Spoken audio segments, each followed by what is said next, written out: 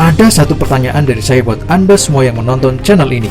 Kamu pernah nggak memikirkan suatu hal yang sampai membuat kamu pusing dan harus memakai logika sangat dalam?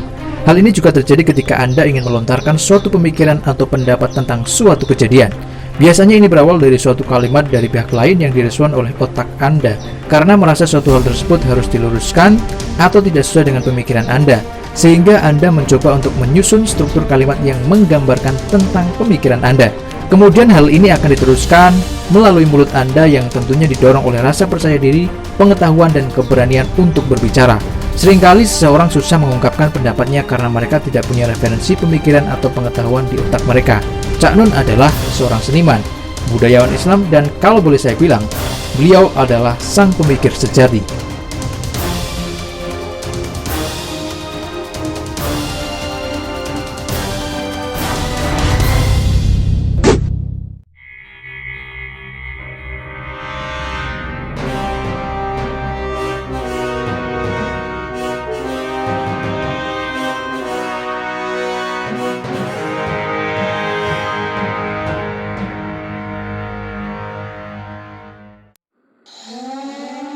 Bernama asli Emma Ainun Najib yang mempunyai sapaan Cak Nun merupakan seorang intelektual muslim Indonesia yang karyanya erat dengan bentuk puisi, esai, ceramah, hingga tayangan video di media sosialnya.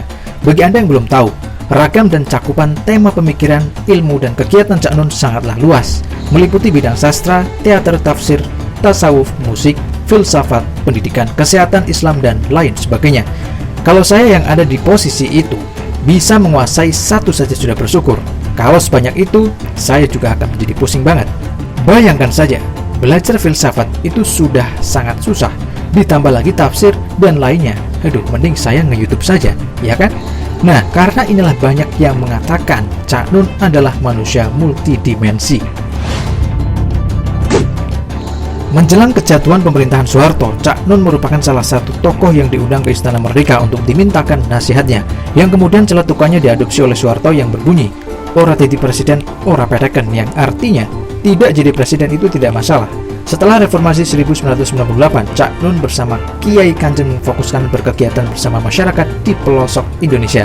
Aktivitasnya berjalan terus dengan menginisiasi masyarakat Ma'iyah yang berkembang di seluruh negeri hingga mancanegara. Cak Nun bersama Kiai Kanjeng dan masyarakat Ma'iyah mengajak untuk membuka yang sebelumnya belum pernah dibuka, memandang, merumuskan, dan mengelola dengan prinsip dan formula yang sebelumnya belum pernah ditemukan dan digunakan.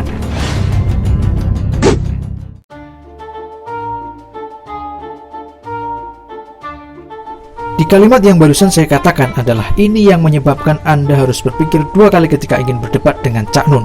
Orang yang dikenal sebagai intelektual muslim ini mempunyai banyak cara untuk mengungkapkan seluruh pemikiran beliau yang membuat orang terkadang harus berpikir keras agar logikanya nyampai dengan yang beliau katakan.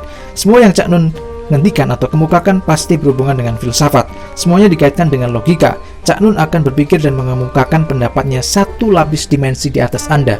Artinya, ketika Anda baru berbicara tentang sebab akibat, Cak Nun sudah memikirkan mengapa sebab itu bisa terjadi, atau kejadian sebelum sebab. Sebagai contoh, ketika Cak Nun berpendapat tentang kasus di Sigi yang baru ini terjadi, ketika orang berpikir tentang sebagai mana sebab dan akibat yang terjadi dari kasus tersebut, Cak Nun justru memikirkan lebih mendasar, yaitu tentang sifat dan tabiat manusia. Itulah Cak Nun. Saya kira segini saja, karena jika lama-lama juga akan menjadikan Anda pusing. Terima kasih.